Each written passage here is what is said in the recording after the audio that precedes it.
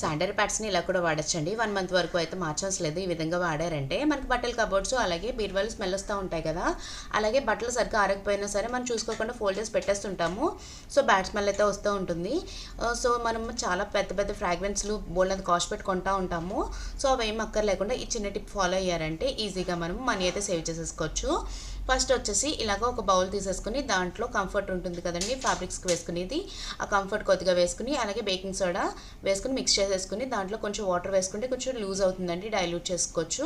ఈ విధంగా లూజ్గా డైల్యూట్ చేసుకున్న తర్వాత ఒక శానిటరీ నాప్కిన్ తీసుకుని దాన్ని మొత్తం స్ప్రెడ్ చేసేసుకోవాలండి, లిక్విడ్ మొత్తం వేసుకుని. తర్వాత మనము చూపించిన విధంగా చిన్న చిన్న ముక్కలుగా సిజర్స్తో కట్ చేసేసుకోవాలి.